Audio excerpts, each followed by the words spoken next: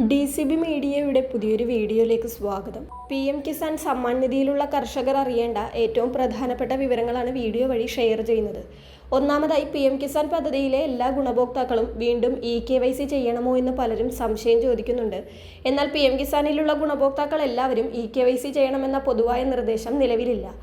എന്നാൽ താഴെ പറയുന്ന സാഹചര്യങ്ങളിൽ വീണ്ടും EKYC ചെയ്യാൻ ആവശ്യപ്പെടാം. ഒന്നാമതായി, നിങ്ങളുടെ EKYC രേഖ അപൂർണമാണെങ്കിൽ, അതുപോലെ ആധാർ വിവരങ്ങളിലോ ബാങ്ക് അക്കൗണ്ട് വിവരങ്ങളിലോ മാറ്റം വന്നിട്ടുണ്ടെങ്കിൽ, ഇനി PM കിസാൻ പോർട്ടലിൽ നിങ്ങളുടെ നില EKYC പെൻഡിംഗ് അല്ലെങ്കിൽ സമാനമായ സന്ദേശം കാണിക്കുന്നുണ്ടെങ്കിൽ, അതുപോലെ സർക്കാർ പ്രത്യേക പരിശോധനയുടെ ഭാഗമായി വീണ്ടും EKYC നിർബന്ധമാക്കിയിട്ടുണ്ടെങ്കിൽ, ഇത്തരക്കാരെല്ലാം വീണ്ടും EKYC ചെയ്യേണ്ടതുണ്ട്. അടുത്തുള്ള CSC അക്ഷയ കേന്ദ്രങ്ങൾ വഴിയോ ബയോമെട്രിക് EKYC പൂർത്തിയാക്കാം. അല്ലെങ്കിൽ കർഷകർക്ക് വീട്ടിലിരുന്ന് മൊബൈൽ ഫോൺ വഴി ഇത് ചെയ്യാനുള്ള സംവിധാനവും ഇപ്പോഴുണ്ട്. ഇതിനായി കേന്ദ്ര സർക്കാർ ഔദ്യോഗിക PM കിസാൻ ആപ്ലിക്കേഷനും ആധാർ ഫേസ് RD ആപ്ലിക്കേഷനും സ്മാർട്ട് ഫോണിൽ ഇൻസ്റ്റാൾ ചെയ്യേണ്ടതുണ്ട്. EKYC നിങ്ങൾ ചെയ്യേണ്ടതുണ്ടോ എന്ന് കിസാൻ പോർട്ടലിലെ നിങ്ങളുടെ സ്റ്റാറ്റസ് പരിശോധിച്ചാൽ അറിയുവാൻ കഴിയും. നിങ്ങളുടെ സ്റ്റാറ്റസ് പരിശോധിക്കാനായി PM കിസാൻ ഔദ്യോഗിക വെബ്സൈറ്റിൽ പോകുക, ബെനിഫിഷ്യറി സ്റ്റാറ്റസ് തുറക്കുക, ആധാർ നമ്പറോ രജിസ്ട്രേഷൻ നമ്പറോ നൽകി പരിശോധിക്കുക. അവിടെ KYC സ്റ്റാറ്റസ് കംപ്ലീറ്റഡ് ആണെങ്കിൽ വീണ്ടും ചെയ്യേണ്ടതില്ല. പെൻഡിംഗ് ആണെങ്കിൽ EKYC പൂർത്തിയാക്കണം. PM കിസാനിൽ നിങ്ങളുടെ EKYC സ്റ്റാറ്റസ് പരിശോധിക്കുന്ന വിധം ഇങ്ങനെയാണ്. PM കിസാൻ ഔദ്യോഗിക വെബ്സൈറ്റ് തുറക്കുക, നോ യുവർ സ്റ്റാറ്റസ് എന്ന ഓപ്ഷൻ തിരഞ്ഞെടുക്കുക, അല്ലെങ്കിൽ നേരിട്ട് നോ യുവർ സ്റ്റാറ്റസ് പേജ് തുറക്കാം. നിങ്ങളുടെ രജിസ്ട്രേഷൻ നമ്പർ നൽകുക. രജിസ്ട്രേഷൻ നമ്പർ അറിയില്ലെങ്കിൽ നോ യുവർ രജിസ്ട്രേഷൻ നമ്പർ ഉപയോഗിച്ച് ആധാർ നമ്പറും മൊബൈൽ നമ്പറും നൽകി കണ്ടെത്താം. ക്യാപ്ച നൽകി ഗെറ്റ് OTP അമർത്തുക. EKYCയിൽ രജിസ്റ്റർ ചെയ്ത മൊബൈൽ നമ്പറിലേക്ക് വരുന്ന OTP നൽകി സ്റ്റാറ്റസ് പരിശോധിക്കുക. EKYC കംപ്ലീറ്റഡ് എന്നാണെങ്കിൽ വീണ്ടും ചെയ്യേണ്ടതില്ല.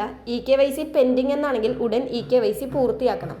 ആധാർ, ബാങ്ക് അക്കൗണ്ട് അല്ലെങ്കിൽ ഭൂമി വിവരങ്ങളിൽ പിശകുണ്ടെങ്കിൽ അവയും തിരുത്തേണ്ടി വരും. രണ്ടാമത്തെ അറിയിപ്പ്, കേരളത്തിൽ ഇപ്പോൾ മഴക്കാലമാണ്. പലയിടത്തും വ്യാപകമായി കൃഷിനാശം ഉണ്ടാകുന്നുണ്ട്. ഇങ്ങനെ മഴ കൊണ്ട്, പ്രകൃതിക്ഷോഭങ്ങൾ കൊണ്ടും വരൾച്ച കൊണ്ടുമൊക്കെ ഉണ്ടാകുന്ന കൃഷിനാശത്തിന് നഷ്ടപരിഹാരം ലഭിക്കുന്നതാണെന്ന കാര്യം കർഷകർ അറിയാതെ പോകരുത്. പ്രകൃതിക്ഷോഭങ്ങൾ, രോഗബാധ, കീടങ്ങളുടെ ആക്രമണം എന്നിവ മൂലം വിളനാശം ഉണ്ടാകുമ്പോൾ കർഷകർക്ക് സാമ്പത്തിക സുരക്ഷിതത്വം ഉറപ്പാക്കാനായി കേന്ദ്ര സർക്കാർ ആരംഭിച്ച വിള ഇൻഷുറൻസ് പദ്ധതിയാണ് പ്രധാനമന്ത്രി ഫസൽ ബീമ യോജന.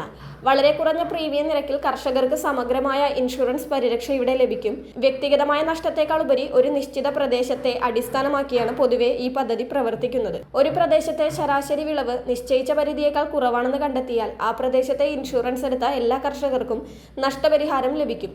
ഉരുൾപൊട്ടൽ, ആലിപ്പഴ വർഷം, വെള്ളപ്പൊക്കം തുടങ്ങിയ പ്രാദേശിക ദുരന്തങ്ങൾ മൂലം വ്യക്തിഗതമായി കൃഷിനാശം ഉണ്ടായാലും നിങ്ങൾക്ക് ഇൻഷുറൻസ് പരിരക്ഷ ലഭിക്കും. പക്ഷേ ഇത്തരം കേസുകൾ 72 മണിക്കൂറിനകം ബന്ധപ്പെട്ട വകുപ്പുകളിൽ റിപ്പോർട്ട് ചെയ്യേണ്ടതുണ്ട്. തുടർന്ന് പരിശോധനകൾക്ക് ശേഷമാകും ഇൻഷുറൻസ് അനുവദിക്കുക. കേരളത്തിൽ അടിക്കടി ഉണ്ടാകുന്ന പ്രകൃതിക്ഷോഭങ്ങൾ, അപ്രതീക്ഷിത പ്രളയം, കടുത്ത വേനൽ, കടലാക്രമണം എന്നിവ മൂലമുണ്ടാകുന്ന വൻ കൃഷിനാശങ്ങളിൽ നിന്ന് കർഷകർക്ക് സംരക്ഷണം ലഭിക്കും. ഇന്നലെ വയനാട്ടിലെ കള്ളാടിയിലുണ്ടായ പ്രകൃതി ദുരന്തം തന്നെ ഉദാഹരണമാണ്. വിളവെടുപ്പിന് ശേഷം പാടത്തോ പറമ്പിലോ ഉണക്കാനിട്ടിരിക്കുന്ന സമയത്തുണ്ടാകുന്ന അപ്രതീക്ഷിത മഴയോ കാറ്റോ മൂലമുണ്ടാകുന്ന നാശനഷ്ടങ്ങൾക്കും ഇതിലൂടെ നഷ്ടപരിഹാരം ലഭിക്കും. പക്ഷേ ഇത് പരമാവധി 2 ആഴ്ച വരെ മാത്രമേ കിട്ടൂ. പദ്ധതിക്ക് കീഴിൽ കേരളത്തിലെ കർഷകർക്ക് ഇൻഷുറൻസ് പരിരക്ഷ ലഭിക്കുക നെല്ല്, വാഴ, മരച്ചീനി, പച്ചക്കറികൾ, പാവൽ, പയർ, കുമ്പളം, മത്തൻ, വെള്ളരി, വെണ്ട എന്നിവയ്ക്കാകും. ഭക്ഷ്യവിളകൾക്കും എണ്ണക്കുരുക്കൾക്കും ഇൻഷുറൻസ് തുകയുടെ പരമാവധി 1.5 മുതൽ 2% വരെ മാത്രം കർഷകർ പ്രീമിയം അടച്ചാൽ മതി. വാണിജ്യ തോട്ടവിളകൾക്ക് ഇൻഷുറൻസ് തുകയുടെ പരമാവധി 5% കർഷകർ അടയ്ക്കണം. ബാക്കി വരുന്ന വലിയൊരു തുക കേന്ദ്ര, സംസ്ഥാന സർക്കാരുകൾ സബ്സിഡിയായി കമ്പനികൾക്ക് നൽകും. ഓരോ ജില്ലയിലെയും വിളകളുടെ ഉൽപ്പാദന ചിലവ് അനുസരിച്ചാണ് ഇൻഷുറൻസ് തുക നിശ്ചയിക്കുന്നത്. ഹെക്ടറിന് നിശ്ചിത തുക വീതമാണ് നഷ്ടപരിഹാരം കണക്കാക്കുക. ബാങ്കുകളിൽ നിന്ന് കാർഷിക വായ്പ എടുത്ത കർഷകർക്ക് വായ്പ നൽകുന്ന സമയത്ത് ബാങ്കുകൾ വഴി തനിയെ ഈ ഇൻഷുറൻസ് പരിരക്ഷ ലഭ്യമാകും. വേണമെങ്കിൽ ഇതിൽ നിന്ന് ഒഴിവാകാനും കർഷകന് അവകാശമുണ്ട്. മറ്റുള്ളവർക്ക് അക്ഷയ കേന്ദ്രങ്ങൾ, ജനസേവാ കേന്ദ്രങ്ങൾ വഴിയോ അല്ലെങ്കിൽ PMFBY ഔദ്യോഗിക പോർട്ടൽ വഴിയോ നേരിട്ട് അപേക്ഷിക്കാം. ഈ ഇൻഷുറൻസ് പദ്ധതിയിൽ അംഗമാകാനുള്ള അപേക്ഷ സമർപ്പിക്കാനുള്ള സമയമാണിപ്പോൾ. ഓരോ സീസണിലും ഇൻഷുറൻസിൽ ചേരുന്നതിനായി സർക്കാർ കൃത്യമായ അവസാന തീയതികൾ പ്രഖ്യാപിക്കാറുണ്ട്. ഈ സമയപരിധിക്കുള്ളിൽ തന്നെ അപേക്ഷ സമർപ്പിക്കണം. അപേക്ഷയിൽ രേഖപ്പെടുത്തുന്ന സർവേ നമ്പറും കൃഷിയിടത്തിന്റെ വിസ്തീർണവും കൃത്യമായിരിക്കണം. തെറ്റായ വിവരങ്ങൾ നൽകിയ ക്ലെയിം നിരസിക്കപ്പെടാം. പ്രാദേശികമായ കൃഷിനാശം സംഭവിച്ചാൽ 72 മണിക്കൂറിനകം ഇൻഷുറൻസ് കമ്പനിയെയോ കൃഷി ഓഫീസിനെയോ അറിയിക്കണം. കൂടുതൽ വിവരങ്ങൾക്കായി ഹെൽപ്പ് ലൈൻ നമ്പറായ 14447 നമ്പറിൽ ബന്ധപ്പെടുക. കൂടുതൽ വിവരങ്ങൾക്ക് നിങ്ങളുടെ പഞ്ചായത്ത്, കൃഷിഭവൻ, വാർഡ് മെമ്പർ എന്നിവരെ ബന്ധപ്പെടുക. വളരെ പ്രധാനപ്പെട്ട ഒരു ഇൻഫർമേഷൻ മറ്റുള്ളവർക്ക് കൂടി ഷെയർ ചെയ്യുക.